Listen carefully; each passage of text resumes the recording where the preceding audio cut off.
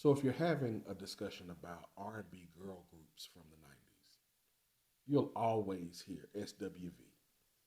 You will almost always hear Escape. You'll even hear TLC and In Vogue. And some of y'all will even throw in Destiny's Child. But the group that we're talking about today is one that is rarely brought up, but one worth discussing. Throwbacks, chapter 1, verse 7. What's good? Welcome or welcome back to Throwbacks, the only place where we get to discuss the unexpected theology of old school hip hop and R&B. I am your host, Derek J. Murphy, and I'm a pastor, teacher, and writer of the book Throwbacks, where we discuss the songs of a generation from the 80s, 90s, and the early 2000s, talk about what the song means and what it means to us, and then we flip it on its head to provide inspiration, motivation, and value to your life. This is episode number 7, and if you've been rocking with me, I really appreciate you joining in. Today, we're going to 1997. 1997. 1997 is the year that Madeleine Albright becomes the first female Secretary of State for the United States after being confirmed by the United States Senate. 1997. 1997 was the first game of the WNBA, the National Women's Basketball Association, which was played in the Great Western Forum in Los Angeles, California. That was 1997. 1997 is the year that we lost Princess of Wales, Diana, after succumbing to a fatal car crash. In 1997, I was in the 11th grade. Wasn't very cool, but 11th grade. And today, we're going back to 1997 to talk about one of the most powerful female groups in R&B to sing on wax, and it's one that's they're one that's not talked about much, and that group is Brownstone. Brownstone, made up of the original members, Monica Mimi Darby, Charmaine Maxie Maxwell, and Nichole Nikki Gilbert.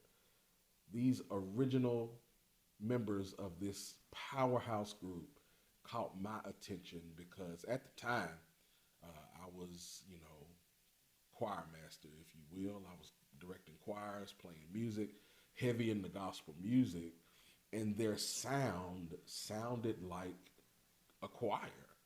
They were singing powerfully, and if you were to compare R&B 90s girl groups, if you would think of an SWV or an In Vogue, they would be more like Donna Lawrence and the Tri-City Singers. Really, really smooth. But Brownstone, they sounded like Orlando Draper or Ricky Dillard because they were singing with power. And they're a group that I really enjoy listening to back then and even still today. They met through various auditions around Los Angeles, and they recognized the mutual talent between them and decided to create a singing group. And one thing led to another, and they caught the attention of Michael Jackson. Yeah, the gloved one, the king of pop, Michael Jackson, who was putting together his own label. And they were the first act to be signed to Michael Jackson's MJJ Records. Now, when they were trying to figure out what they were going to call themselves, at least the way I understand it, one of them were looking through an architectural magazine, and they came across Brownstone, and when they mentioned that, that name caught their attention. And when you look up the definition of the word brownstone, it is architecturally something that is basic in structure on the outside, but on the inside can house some of the most beautiful features and strong features. And Nikki Gilbert describes them as this, that while on the outside they may look like a group of basic black girls, On the inside, they had something really, really special. And I tend to agree. I believe that they were some of the best singers that came out of the 90s. I know that's a hot take. That's a controversial statement. But listening to their music and the power that they sang with, they were some of the best singers to come out of the 1990s. And they came out the gate strong with this song called "If You Love Me," and there is a video going around now of, I believe it's Jabari Johnson from John Hanna's church in Chicago doing a remake of this in gospel version. And I mean, the way that they sing, it just absolutely fits. It was a sound that R&B hadn't really heard before, and it was an instant hit. It was a lightning in the bottle moment because after that they seemed to really be chasing the success of that song. And almost instantly, whenever this meteoric rise happened, they started to experience problems in the group. So Mimi leaves after the first album. Maxie leaves after the second album and mysteriously has a fall in her house and dies. And they never recorded another major album release since. And even though there are members of the group, and Nikki is still in the group as well, they travel and sing here and there and do dates here and there for throwback concerts. They haven't recorded anything in almost 30 years. And so, you know, the song that we chose today just kind of speaks to the problems that they had in the group. And that song is 5 Miles to Empty. This was the lead single of their sophomore album, Still Rising. And it was written by Gerald Baillergeau, better known as Big Yam, who, by the way, was one of the producers on Kirk Franklin's Stomp remix that just shook up gospel music.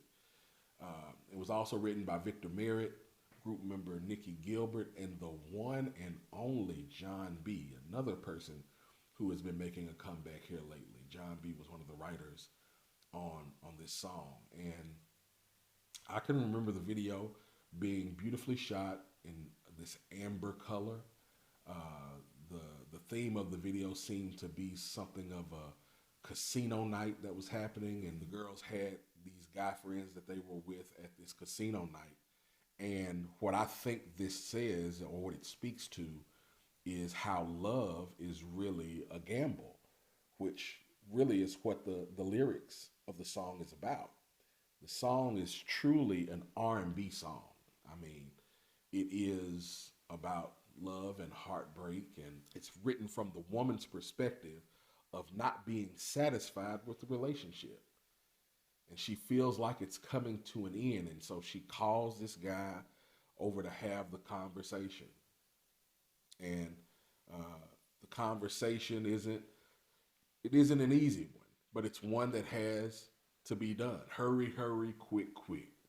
She says that she needs a man to treat her right, a man that's gonna do her right. And listen to the second verse. The second verse is the one that Nikki sings. She says, "We spend so much time. We're always fighting, desperately trying for love that we know won't last much longer. Such a waste of time when we're praying, though some are saying that we won't last longer than a day." This relationship is coming to an end, and I'm about 5 miles to empty. My heart is running low. Has anybody out there ever felt that type of feeling? Even if it was, like in your car. Nowadays, we have the gauge on our car that tells us how many miles that we have to go before we're empty. But back in the 90s, I didn't have that. And I've been riding around on a prayer many a times. Any of you ever had a moment where you were riding on fumes, praying that you make it to your destination? And that's the feeling that this song gets. that says that I'm 5 miles to empty and my heart is running low. And the impact of the song on the R&B charts, top 10. It peaked at number 6, but it was one that was heavily rotated that you can still hear on the radio today. And the critics received it very, very well. It was about an 8 or 9 out of 10 for most critics who critique R&B music. And so it was well received. It has a really good sound. But how do we get from Brownstone to adding inspiration and motivation to our life? How do we get from hurry, hurry, quick, quick to something that will add value to our life? Well, the scripture is Ephesians 6 and 12.